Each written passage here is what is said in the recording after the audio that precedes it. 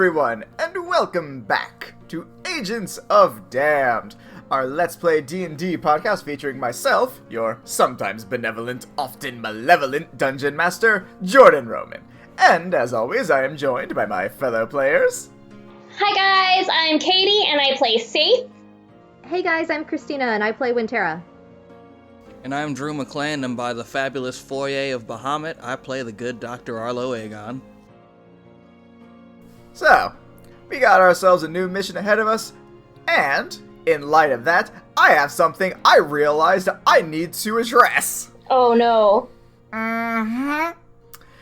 Funny that you'd be the one to bring it up, because you are the reason I need to bring this up. Oh no. So, I've been listening back through some of our older episodes, for personal reasons, and I noticed a minor inconsistency involving Saith. Oh no!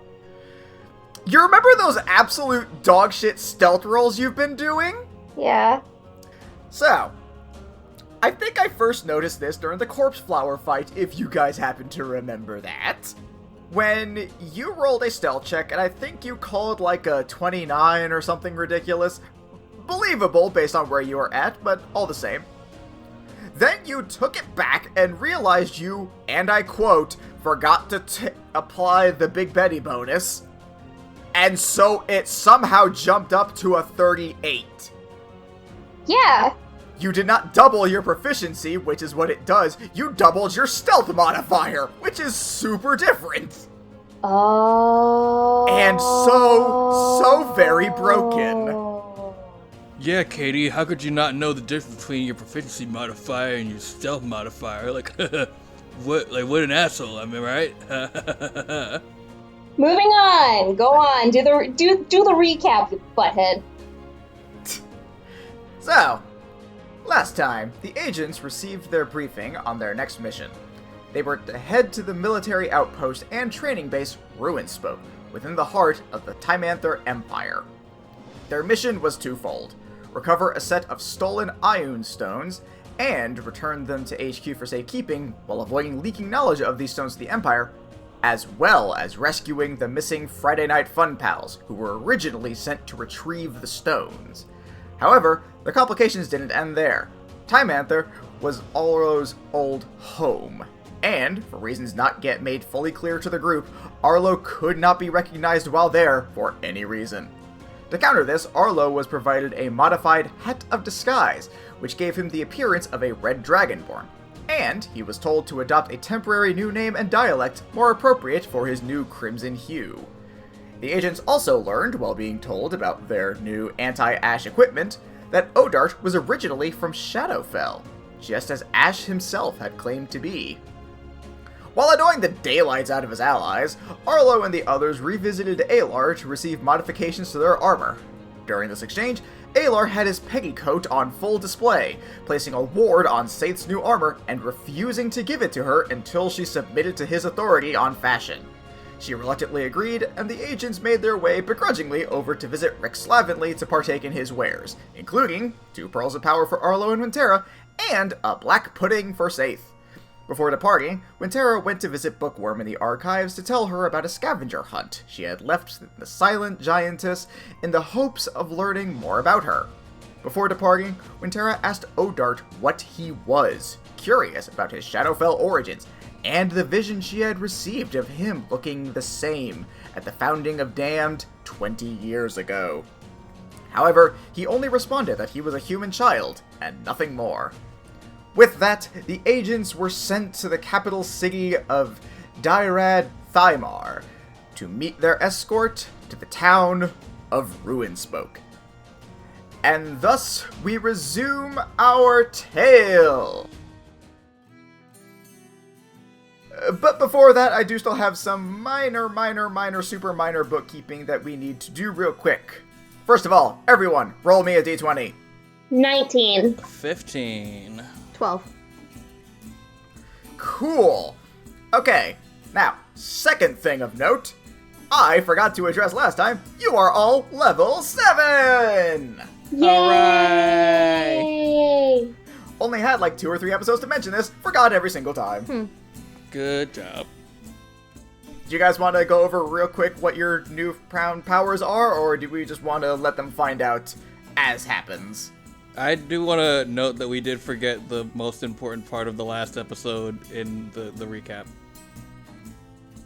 That being? That we found out that Odart has sex dreams about Saith. For me, that episode was, we did a bunch of stuff, and also we found out that Odart has sex dreams about Saith, and that is the funniest Forgive shit. me for not wanting to point out that, like, a 12-year-old fantasizes about a 30-year-old woman. Saith is deeply uncomfortable! That makes my day. Alright, we can keep going now. Did you guys want to talk about your level up or move on? I got more spells. I can bring about dinosaurs, and I'm super freaking excited about it. I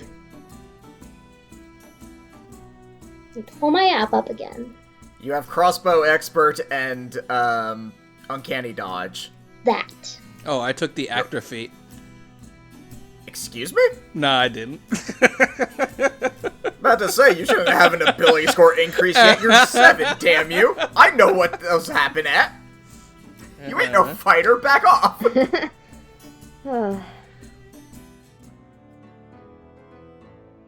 As the flash of light dissipates from the teleportation circle you guys were originally on, you find yourselves in a sprawling kingdom.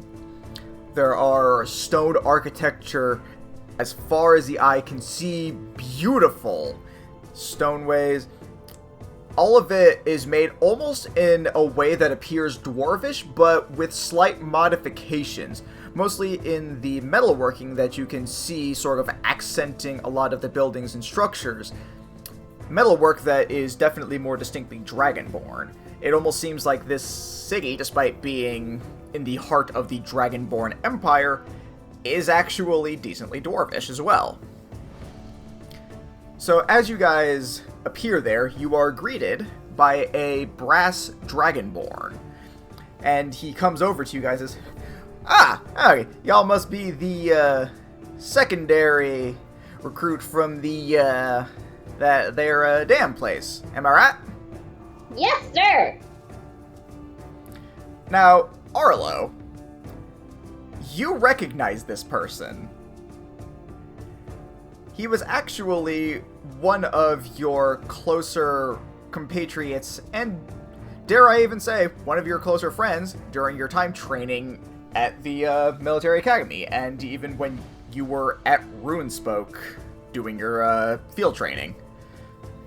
So, I imagine there was some partial relief to see an old friend, followed immediately by some just immense nervousness from knowing he may potentially be able to pinpoint you if you slip. So Arlo adopts his fake name and accent and goes, hello, it is nice to meet you. My name is Salazar. Salazar Amanda. Fuck me, I forgot that was your dumb name. You may call me Sal. Pleasure to meet you. Name's Caladan. I guess you can call me Cal by that logic. He takes a close look, he's like, have we met before?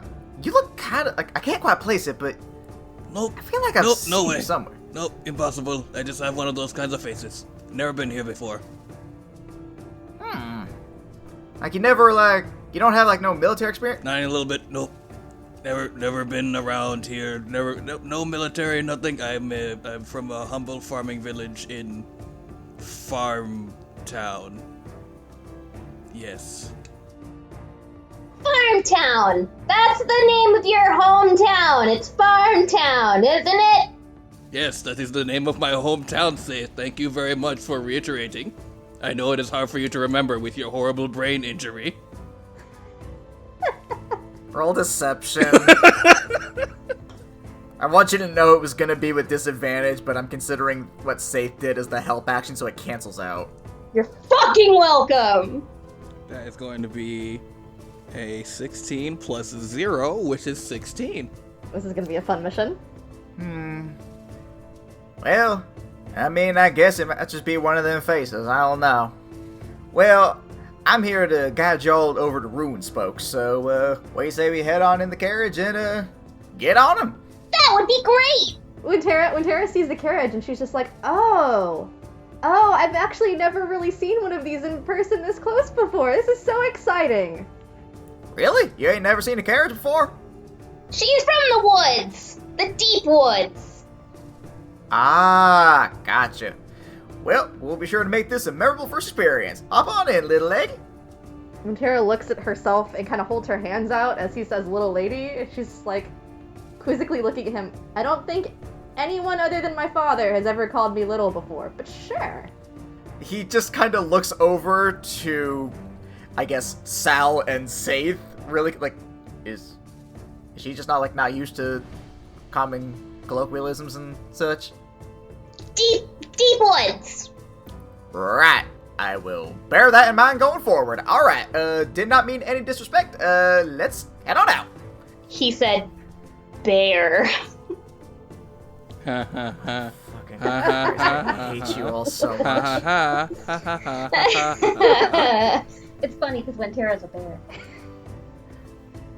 So, Minus 20 Katie points. that's my job. Back off. Alright, I'm sorry. Alright, so you guys get on the carriage, and he takes you all over to the town of Ruinspoke. Now, it takes a couple hours to get out there. It's pretty decently out of the way from the main town, and as you pass through, you end up going through this large deserted area. There's obviously not a whole lot of floral life out there, however, you do actually see a decent amount of actual wildlife scattered throughout, including some hyenas, a few lizards, and a few dinosaurs even. Yay! So you guys make your way over to the town of Ruinspoke. It's pretty much exactly what you'd expect out of your stereotypical old western style village. The only notable exception is that most of the denizens that you see there happen to be lesser demons. Nothing that looks super terribly imposing, especially to you all as 7th level characters. Mostly just a bunch of smaller things, like some shadowy creatures, some more lizard-like things. All things that, especially Arlo, would recognize as fairly timid and passive creatures. Nothing that's would be considered a threat to you all. But you end up going past this area into a more open area that seems to have some barracks, where you see a group of Dragonborn, roughly 10, being led by what can only be described as the unholy combination of a dragon, a wolf, and a cyborg. It has draconic legs and a large furred body with ginormous clawed arms, a single eye, and a metallic lower jaw. And Arlo, you would recognize this as Kane, the drill sergeant. It is almost visible that a chill runs down Arlo's spine. So you all exit the carriage, and Caladan brings you all over. Like, report for duty, Mr. Kane. I brought the new operatives from Damned in order to help rescue the prior ones, as requested. And Kane turns around. This dude is fucking massive, by the way, in case I forgot to mention that. Roughly 9-10 feet tall, somewhere around there. Yikes. He's a big boy. Yeah, Arlo as Salazar is like doing his best to discreetly stand behind Cal. So Kane turns over to you all, and so you are the new ones being sent to save the weak runts from before. Is that right? Yes, they are small. Yes. Agreed. I like this one. Faith salutes and is just like, sir, yes, sir! I like this one too. He then immediately turns over to Arlo and just stares. We'll work on you. Well, you can all make yourselves at home. As of right now, I have more important things to deal with. These new recruits, they're spineless, worthless cowards. They refuse to do anything because they're unmotivated sacks of shit. And he turns over to them, and they're all just, like, trembling nervously. And he turns back to you guys and says, what I really need is a good way to motivate them all. If I could just show them some means of what they can expect. And Caladan actually kind of, like, looks over his shoulder at you guys. And Arlo, you see a very familiar smirk. And from your time with Caladan, you know he's up to no good right now. If I might, Mr. Kane, why don't we have our new friends here provide a little bit of a demonstration on what a trained professional can do? Especially since they need to go out and recover their other allies, which proved themselves otherwise incapable. I think it might also be good to validate whether they're even really as good as they say they are. Kill two birds with one stone, you know what I mean? I like it! And Kane turns back over to Scrooge like, alright, you worthless worms! Prepare to see what true warriors look like! As these three... He turns back over to you guys. People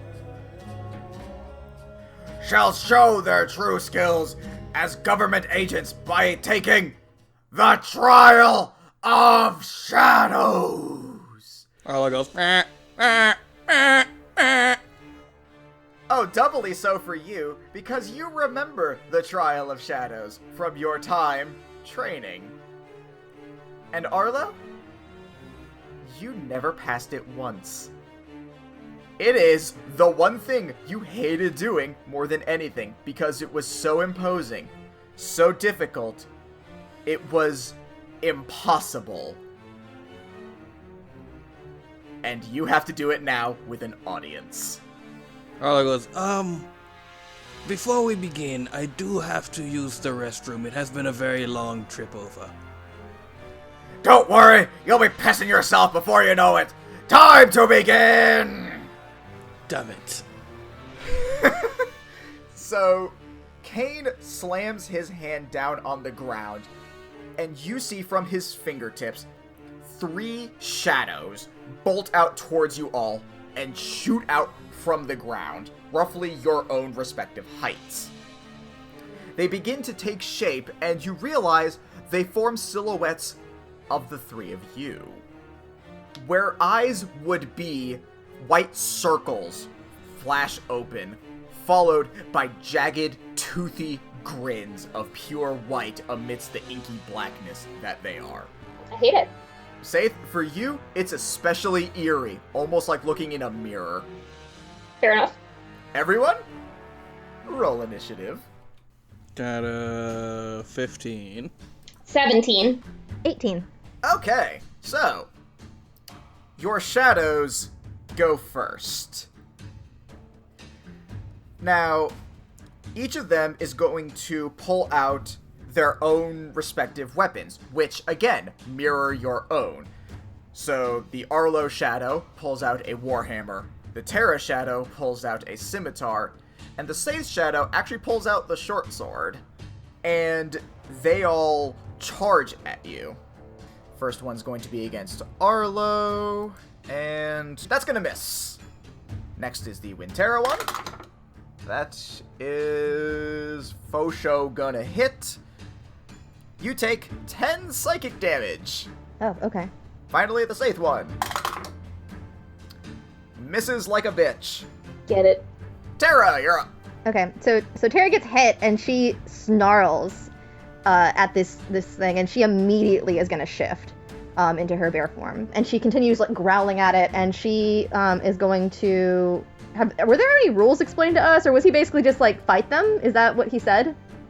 The implication was fight them. Okay. I never said it was a complicated trial. All right, that's fair. Yeah, so I guess she's gonna then, pull out her own scimitar and go to hit this thing. 17 to hit, which I don't know if it has the same AC as me, but that would meet. Nope, it hits. That does 6 of my scimitar damage. Alright. Saith, you're up. You know, I'm just gonna parry. I'm gonna go back at her with my own sword. Alright, roll to hit. So does a 13 hit? Yes, it does. 3. You deal a whopping 3 damage. Arlo, you're up. Alright, I'm gonna clap my hands together and cast the spell Spirit Guardians. Okay. Which will, just flavor-wise, is gonna manifest around us as a bunch of, like, spectral, versions of the draconic, I guess, Dragonborn, music star Ronnie Flash, who is completely legally distinct in every way from Johnny Cash. Drew, you've made this joke already. No, actually, we haven't. We didn't get a chance to. Yes, you did! You did it during the fucking corpse flower fight. Nope. Okay. Just let him do it. And is playing his hit song Spectral Riders Amongst the Clouds, which sounds absolutely nothing like Ghost Riders in the Sky. And I want all the shadows to make wisdom saving throws. What is the number to beat? The number to beat is 14. You get 2 of them. For simplicity's sake, I will, actually, roll me a d6. 5. Yours is the one that passed. Neat. It's gonna be 12 damage for the ones that did not pass, and half damage for the one that did. Hey, Drew. Want to know something fun? What? It's 24 damage for the ones that failed. Whoa. Because it's radiant These damage. things are weak as hell to radiant damage. Yikes. And that'll be my turn. As you end your turn, Drew, Arlo, roll me an insight check. It's pretty high. That's a 17. You notice yours seem to resist it decently well, but the ones fighting Terra and Saith, they look rough. These things are nowhere near as powerful as you remember them being. And Arlo goes, Maybe it's like when you go back to your elementary school and everything seems smaller, because you are now bigger. Yeah, almost something like that. Alright, so these things are back up again. Let's see if they can do any better this time. Not gonna hit Arlo. Gonna hit Terra. Gonna hit Saith. So you both take 10 psychic damage. Okay. Ow. Terra, you're up. Did Tara notice that they looked sufficiently fucked when he hit them with that? Like the Oh, yeah, no, you noticed 24 points of radiant damage. Alright, cool. So then she, while still snarling, is going to decide that she's going to cast Moonbeam. So that's going to be on the one that she is still currently engaged in. It needs to make a Constitution saving throw. Wow, yeah, no, it eats shit. Ooh, that was a 10 and a 6, so 16. That would double to 32. This thing's on death's fucking door. It's barely able to hold its form anymore.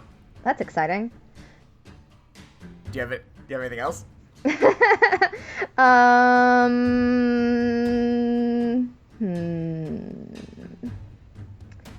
Does this... Let's see, it just says when a creature enters a spell's area. So I probably don't want to go inside of my own cylinder. I'll say you're immune to your own magic. That'd be stupid otherwise. Okay, then I'm gonna do my bonus action bite attack then. Do it! That probably doesn't hit. That's probably just a 10. No, it does manage to dodge. Sorry. Would have been hella cool. Safe, you're up. I'm gonna use Sword Burst. Language, please. You create a momentary circle of spectral blades that sweep around you. Each creature within range other than you must succeed in a dexterity saving throw or take 1d6 force damage. The spell's damage increases by 1d6. Oh, that doesn't matter. Okay, that's it. Yeah, they passed. Sorry. Arlo, you're back up. How many of them could I fit within, let's just say hypothetically, a 15-foot cone? Let's say hypothetically 3 for 3. I'm going to breathe fire at them. Dex saves, por favor. 2 of them got 18, 1 of them got 10. Yikes. The 18's pass, the 10 does not. For fairness' sake, we'll say yours didn't pass. Yay. It's gonna be 6 fire damage to the one that did not pass, and half as much to the one that did. Alright, so that's going to be the Shadow's turn. And mine needs to make another saving throw, please. I'm actually pretty sure they all need to because Spirit Guardians is still in effect, am I right? Oh, shit. I forgot that is also a thing. Yeah, that's still happening to you guys. You're very welcome. I'll just go ahead and do Arlo's because, Tara, yours is at 1 HP and it's not going to survive no matter what. One Hella passes, the other Hella doesn't. Alright, so one's gonna take 12 damage and the other will take 6. Alright. This is radiant damage, correct? 'Tis indeed. So that would be So it gets- doubled. So 12 and 24, okay. Yeah, boy. So now that it's their turn again, the 2 remaining ones look super, super bad. Like they are regretting all of life. They are going to attack Saith and Arlo, since those are the ones that are left. And I want one of them to make their throw with disadvantage. I want to look at one and, like, snarl at it. I'm using my tactical insight. Alright. Since Saith's the one's taking damage, we'll say that one.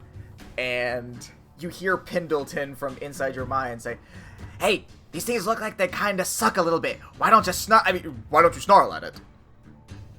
Did you forget what Pendleton's voice was and then remember in the middle of the statement? No. Just like Pendleton sounds like a freaking wimp, and then he noticed that he was sounding like a wimp and had to like deepen his voice. Like he canonically has to constantly remember how he talks, otherwise he slips back to this, like, no. Yes. Like, he doesn't actually Yes. sound like the, "Oh, yes, I was once a great warrior." Like, that's a voice he does, and he forgets to do it sometimes. Turns out he's just like a 12-year-old boy, like... I have enough 12-year-old boys, thank you. I don't need more. So anyway, Tara gets down and, like, crouches and snarls at one of them. And they both miss. Tara, you're up. Sweet. Bonus action, I'd like to move my moonbeam to whichever one of those two looks slightly less fucked up. They're both equally fucked up. Take your pick. Saith or Arlo, who do you want to help more? I will say you should go for Saith because mine hasn't managed to hit me once. I have taken no damage. So that is going to be a wisdom save, correct? Yes, correct. 19. It passes, so it'll take half, so I rolled a 9, so... So it takes 9 because it's still weak to it. And that was the bonus action moving it, Yes, it was. so I actually want to go hit it now. Do it. With my, yeah. I like this now. This is my new favorite game that we're playing. That was a nat 20. Oh, God! Oh. Do you want to roll the damage, or you want Christina to just describe how she fucks the shadow in the mouth? Yep. Tara, how do you fuck this shadow in the mouth? Alright, so Tara had moved the moonbeam over to this thing, right? And so she's on all fours, pretty much crouched and snarling. She's, like, put her scimitar in her mouth. And she, like, stands up and runs at it and, like, pulls the scimitar from her mouth and, like, slashes it in half. Tasty. And then immediately locks eyes on Arlo's in case it somehow survives this next round. We'll see. It has to be able to survive both Saith and Arlo, the former of which is now up. Yay! Alright, I'm gonna try this again. Let's do Burning Hands. Alright. As you hold your hands with thumbs touching and fingers spread, a thin sheet of flames... Just tell me the save. A creature takes on a... What does it need? Dexterity. Thank you. Does an 11 pass? No, it does not! Alright, roll it. 11. Cool. It's looking real messed up. Arlo. Fuck it up! Well, you know I gotta do it to him. I pull out my fucking nunchucks. You mean gunchucks. Oh yeah? I pull out my goddamned gunchucks. And I take a second before I attack to go, I'm going to break your butt. It screeches at you, and you can... Maybe it's just your own mind. You're pretty sure you hear it say, please don't. Arlo, or Sal, as everyone knows him now, goes, no, and then he rolls. I'm gonna start with the melee just to make it spicy. Okay. It's gonna be 17 to hit. Fully hits. Cool. It's gonna be 9 damage. Cool. And I'm gonna just do the ranged attack at point blank range to be a fuckboy about it. Nice. Do it. That's gonna be a 14 to hit. Hits. Yeah! That's gonna be 11 damage. Arlo, where would you like the bullet hole to be on this thing as it fades out of existence? I want it to be kind of like I smacked it underneath the chin with the nunchuck and then like flipped it back around and then point blank shot it in the face. Its jagged, toothy grin is the first thing that fades as it turns to black smoke. And you three have thoroughly kicked their asses and passed the trial of shadows. Hell yeah. Yeah! Kane comes over to the three of you and says, I have to admit, that was pretty fucking awesome. Wintera's still in like a bloodlust. This is cool. This is just what you guys are doing all the time. I like this. Well, hopefully we can get these worthless worms to start doing the same. I was like, hell yeah. The key is to smile through it. Is that what you've been doing under that mask? She yanks it down. Oh, wow, that's I know! Beautiful, right? very. Thank you! Is she making him scared? Is that why he said that? He was caught off guard. Arlo leans over to Cal and just goes like, again, terrible brain injury. That is why they smile. Can I hear him? Wait, what I rolled to say that quietly. Arlo, roll.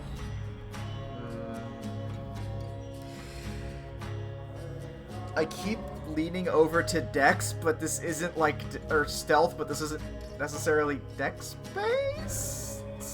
I'm gonna tell you right now, if it's anything in the charisma skill tree other than intimidation, it's not gonna make a difference. I have no pluses. We'll say roll me an intelligence check to see if you can think to be quiet.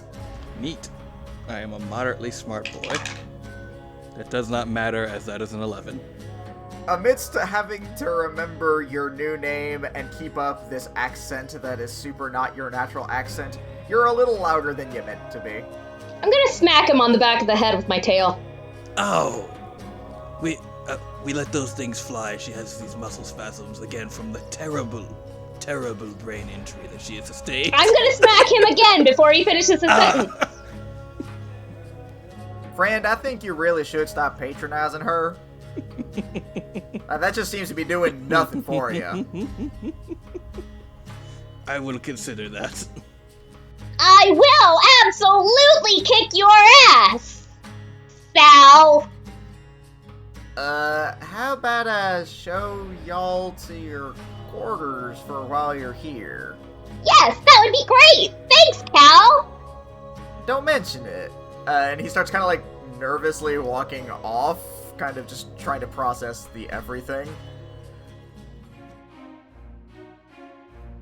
So he brings you guys over to the barracks area, and he brings you to, it's like, alright, well, this is where y'all are going to be.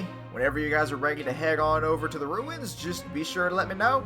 If you want to take the day to rest up after having to face the trial shadows, then I fully get it. Sorry about throwing y'all under the rug like that. I kind of want to see what y'all were about, you know? That is completely understandable. Wintera nods along and she says, yes, it is important to be able to show that you are actually strong. I agree. And as you have seen, we are, as you would say, badasses. I mean, I don't know if I would have said that, but yeah, y'all are definitely impressive. I feel like I heard you say it while we were fighting. I was quiet as a library mouse, my friend. Maybe it was like your vibe. You were giving a vibe of like, wow, these guys are badasses. Wintera looks so confused at Arlo as he keeps saying the word badasses, and she's just like, what? How is one's bottom bad? I don't get it. This is another new word. Please explain. Arlo pulls out a pen pad from his pack and then like pulls out like what it looks to be an extensive list, at the top of which it says things that you have to explain to Wintera now, and he's gonna write down the phrase badasses. Well, I'll let y'all just get settled. I'll be downstairs if you need me. And he makes his way out. So as you guys are getting settled in, safe. Make me a dexterity saving throw, if you please. 19. So you guys are getting set up, putting out your stuff, and Saith, you look up facing towards an open window, and you see something. You can't quite make out what it is because it looks like it's pretty far away, but it also looks like it's getting closer.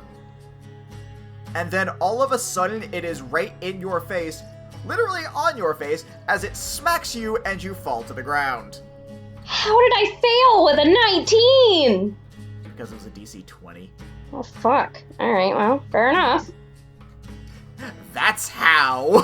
There's higher numbers than 19! That's fair. Wintera and Arlo, you guys look over and you see stuck to Saith's face is a starfish. Yes! Holding a flyer. Yes. For your favorite dining establishment. Absolutely yes.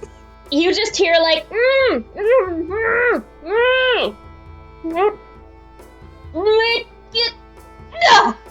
Why though?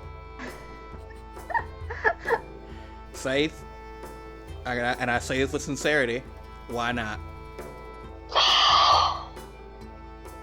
I mean, it wouldn't be the first starfish that was in my face. We're not gonna talk about that. I don't want any additional information on that. So your options as of right now are head on over to the ruins, because it's still like you could reasonably get there before nightfall. You can choose to just end your day now and then head over in the morning. Or you can make the correct choice and get some food. Well, I mean, it's been a long day. We should get ourselves some rest, and fuck that, we're going to Betty's. I have had so much stress dealing with you today. I am down for it. Let's go. So you guys make your way following the directions, and as per usual, it is smack dab between two buildings in a way that just should not be possible, just really crammed in there. Arlo, like now after like now that they're in a town that they're actually fully familiar with, like really grasps the gravity of Big Betty's traveling tavern, and he knows this area, and he's like, there's definitely not usually a building here. Also, the fact that you know there is definitely better space to have put this thing, and this is arguably the worst spot to have put it. It's like they definitely didn't get zoning for this. I know that. Do you really think Big Betty is worried about zoning? Fair enough. So you guys make your way in, and as always, good old Betty is there to greet you. Well, hello there! Welcome to Big Betty's Wandering Tavern. Good to see you three again. Hello, Big Betty! We hope you're doing well. Oh, good as always. Got some bad news though. What is it? We don't have any free tables. Oh, that's okay. We can stand. Your food's that good. There's an idea. And then, kind of like out of nowhere, a shoe just kind of smacks Betty in the head. You cannot track where it came from, and you see no likely candidates.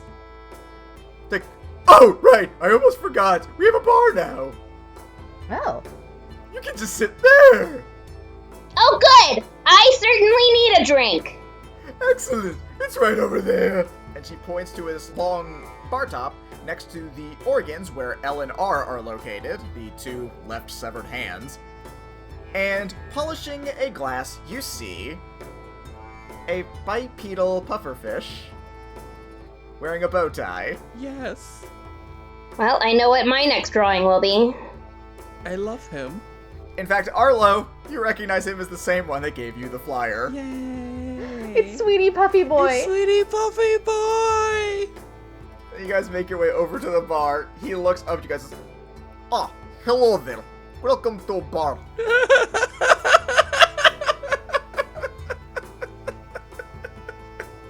I'm Sweetie Puffy Boy. May call me Spib. No. Hello, Spib. You are ready to order? May we see the menu again? Absolutely. In fact, we also have new drink menu. You may all now look in the drive where I have placed a drink menu. Oh my god, Jordan, I love it. I love it so much.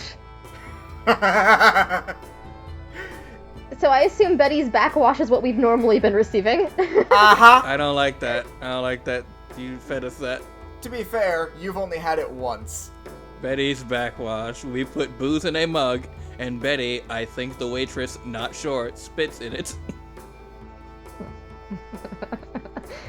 I will once again be sharing this on all our social medias because I love this so much. Yeah, you guys need to look down at Saving Grace Dragonfire Brandy mixed with SPB's special stuff. Pairs well with the Sweetie Puffy What is bites. SPV special stuff, Jordan? Trade secret, cannot tell, lizard friend. Ooze babies. Oh no. I have no idea what you're talking about, but that is disgusting. Oh no. So yes, these are your new 3 drink options. If I think of more, I'll add them, but it's kind of hard to think of things within this same vein. So for our audience at home, there is the aforementioned Beggy's Backwash, which is literally just alcohol and Beggy's Phlegm, and that's what gives them the usual either advantage or disadvantage on saving throws. The 2 new ones are Death's Embrace, which if they fall unconscious, like they need to make death saving throws, depending on whether they pass or not, they'll either start with 2 successes or 2 fails. And then the Saving Grace, which if they manage to succeed, then anytime they need to do a saving throw for something like Fireball or Dragon's Breath, things like that, on a success they will take 0 damage. But if they fail to save for the drink, then when they fail those saving throws, they take double damage. You guys also notice, and this was not unintentional, the drink menu looks infinitely less professionally done than the food menu. Fair enough. You get the feeling Spib made this one. Sweet the Puffy Boy. Oh, Spib. It's probably really hard for him to do, though, because he doesn't have any fingies. That's why the handwriting is so bad. He tries so hard to give us a good drink menu. I love him so much. So, what will you be having to drink? I'll have the Saving Grace, please. I would like to live dangerously. I shall have the Death's Embrace. Stupid boy, got it. I'll do the Saving Grace too. That sounds interesting. Only 2 saving grace and a death embrace for the stupid boy. Got it. And he starts, he jumps down behind the counter so you can't see him. And as you guys try to sneak a peek, you hear behind you, "Are you ready to order food?" Yes, ma'am. I'm starving. Excellent. What will it be? I'll have the fish fingers, the spicy tuna turprise, Good. and the dark chocolate anchovies. Excellent. And you too? I shall just have the spicy Suna Turprise. You know, you remind me of someone else who had that, who also sounded dead inside saying it. Yes, I am a different guy who has not met that person, but mayhaps we are kindred spirits in this one matter. Makes sense to me. What about you? I will have the spicy Suna Turprise and the dark chocolate anchovies. Cool. I'll get that stuff right out. And she walks away, goes through the double doors as always, and then you hear 3 clinks behind you, and Spib has your drinks. Hella. Y'all know the rules. Roll me those con saves. Let's do it, bitch. 14. I don't want to. Don't forget you still have Orlo's if you want to add Orlo's bonus. You guys did have breakfast, or whatever meal you guys want it to be, so you do have a D10 to Bardic. Oh, thank you. Oh, yeah. So that was an 8, it is now a 13. Okay? I had a 15.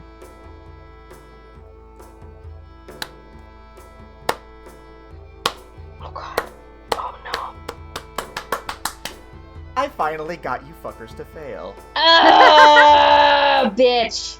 Except for Wintera, who passed. Oh shit!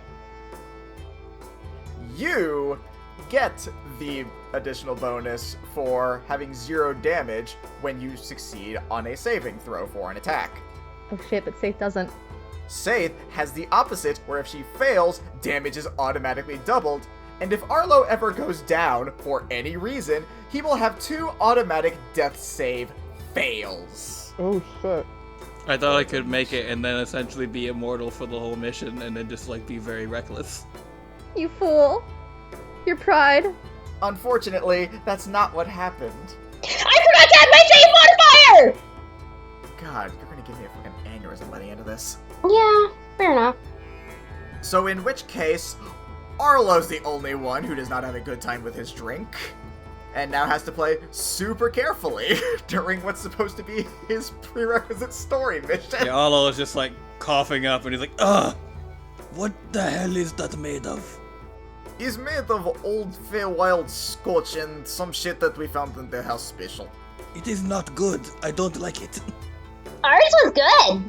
Yeah, this is great. I like these two. You are stupid, boy. I thought you were cool, but you're a dumb circle. I'm not the one who's on death's door now. You're a dumb circle. So, as this goes on, all of the food slams down almost simultaneously, as Big Brain's like, alright, enjoy! So, first up, we're going to go ahead and do Saith's for the fish fingers. Don't forget your save. 15. Okay, you have resistance to psychic damage. Yay. Now, did all 3 of you get Spicy Soon Enterprise? Yes. Mm-hmm. Okay, all 3 of you go ahead and roll that one out. Haha, suck my ass, it's a 20. 17. That's so tracking. I got an 11, so I failed. Okay, so Arlo and Saith have immunity to fire damage to stack onto their already existing fire resistance, Yes, queen. and Wintera is now vulnerable to fire damage. Assuming I don't roll a save for it. We're gonna wipe this session, aren't we? I'm sure you guys will definitely live through this shit. And then finally, ladies, for your dark chocolate anchovies, go ahead and roll that one. Oh, thank God. That was a non-nat 20. I got a 19, bitches! Okay, you two are resistant to necrotic damage! Yeah! So, is there anything else you guys would like to do while you are here? Partake of the music. I too shall partake of the music. Partake of the music. Alright, go ahead and roll your charisma checks. I got an 11. That was another 20, Jordan. Jesus fuck. Girl! My leafy dice like me. 21. Alright, ladies, you felt the music. Arlo, you did not. I don't get it, it's just like clinky piano sounds. What is this, like jazz or something? Anything else you guys like to do while you're here? Was the shoe getting thrown at Betty just flavor, or is there like actually someone out here throwing shoes? That was just for flavor. Alright. So I actually do have a legitimate, like, in-character thing. So the house is full, right? Is it full of people that look like they're from the area? It is packed with demons and a couple dragonborn. Okay, do we pick up any conversation that's going on, like, that might help us with what we're about to go do? Roll me perception or investigation, your choice. Okay. Oh my god, Jordan! It's another 20! I cannot believe you've rolled 3 nat 20s. I'm shitting you not! This is my green leafy die! Holy shit! This is my new favorite set of dice.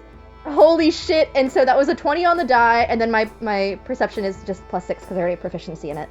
You happen to catch eyes on one particular fire demon, and you're just kind of honed in on them.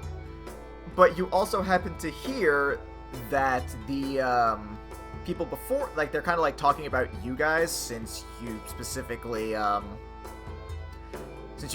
came here to rescue the Fun Pals. You hear them talking about it, and you also overhear that they had gone to a place called the Untheren Ruins, which is just to the east of where you guys, like, of where Ruinspoke is.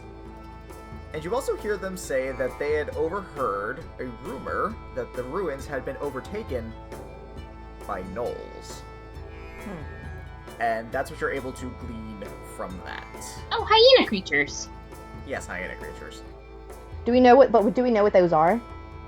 Yeah, you guys know what gnolls are. They're super common. So when Tara hears this, and she, like, kind of stares at him for a second as, like, they're talking about everything going on, and she slowly turns to face the others, still kind of squinting and, like, looking back at the other table. And she's like, guys, they're talking about Friday night. They said that they last heard a rumor that the thing's been overtaken by gnolls where they went. That it's in the ruins to the east. I think I heard them call it the Untheren ruins. And she's like whispering it as quietly as she can. Marla kind of leans in and is like, the gnolls took the Untheren ruins. They've been trying to get at that for years. How did they manage that? Before you start adding too much lore, let me explain to you what you know of the Untheren Ruins. They also are filled with banana ice cream pies and kick-ass They're water not. slides. Shit. Super not. Lord. The Untheren Ruins are actually a temple that were devoted to the first dragons. It was originally created during the time of the First Giants' War, which was fought between the ancient dragons and the ancient giants known as Titans. This was long before anyone that is presently alive, even most elves, would be able to remember. This was several thousand years ago. And so they've long been abandoned since then, and various desert creatures often tend to overtake it, but many followers of Bahamut, such as yourself, tend to revere it as somewhat of a holy place and have been trying to get a solid hold on the place, just because of all of the ancient artifacts inside and the obvious ties to the dragons of old. Interesting. Yeah, if gnolls have overtaken this place, then it is our solemn duty to clear it out. Those grounds are sacred and cannot be defiled by their shitty hyena boy antics. So what you're saying is these ruins are like the way that you guys feel about how I feel about my forest. Yes, imagine if we had gone to your forest and there were a bunch of shitty hyena people just throwing fire everywhere and pissing on everything. For some reason, they like pissing on everything. When Tara, like, just kind of growls a little bit, she's just like... Yeah, like that. Fuck those guys. Faith isn't talking because she can't whisper. As you guys are having this conversation, Arlo, you actually feel a hand on your shoulder, and you look up, and you see Cal. Hey, you mind if I borrow you for a quick second, partner? I just wanted to talk to you about something real quick. Sure. Jal, right? With a J? It's Cal with a K, and I took the easy to remember your name, Sal, so I appreciate if you do the same. My apologies. I am bad with names, and we have just met today for the first time. Fair enough. And he turns to Winter like, hope y'all don't mind if I just borrow him real quick. It won't take long. Take him, please! So he brings you out back behind the restaurant. It's just the two of you. There is no one else there. Not even an inconspicuous Big Betty cameo for no reason, despite the fact that I could do that. You have my solemn vow. And it's like, so I actually had this thing I want to show you real quick. It's this special little tool that we use for identifying people that come through the gate. Helps us notice a few things and makes our lives a little bit easier. And he pulls out what looks like these sunglasses. And he puts them on. Wait, and as he's trying to put them on, can I try to slap them out of his hand? roll to hit. Fuck. Alright, so that's a 6. So you try and grab for him, but he very quickly backs up as he puts them on and says, so I see you realize where this is going. Helps us identify different kinds of magic and see through illusions. He takes off the glasses. Long time no see, Arlo. We need to talk. And that's where we shall pause our tale for now.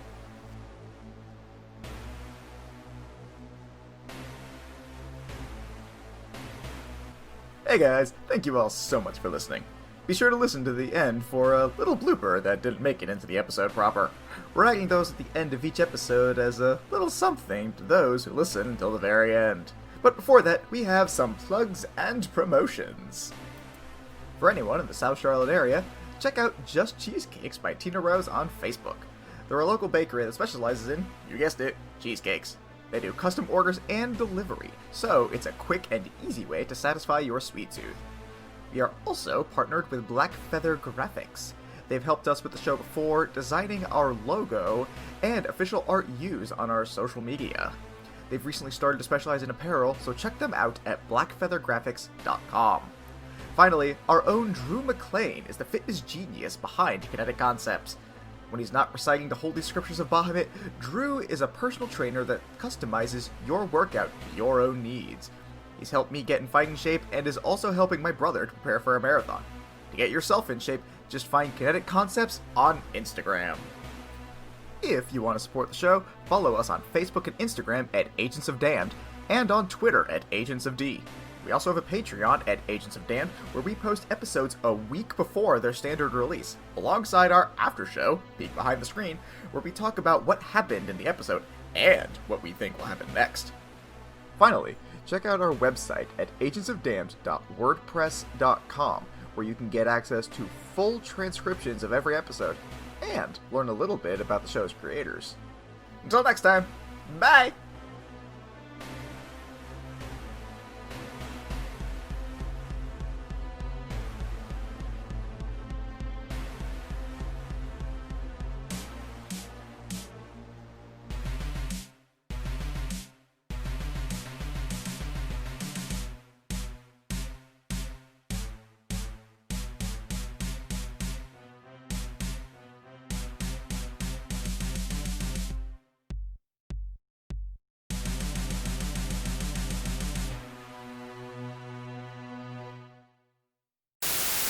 As you continue to make your way over, is there anything you guys would like to do while you are in the carriage, or are we just fast-forwarding to Ruinspoke? Are any of the dinosaurs close enough to the carriage that you could reach out and touch them?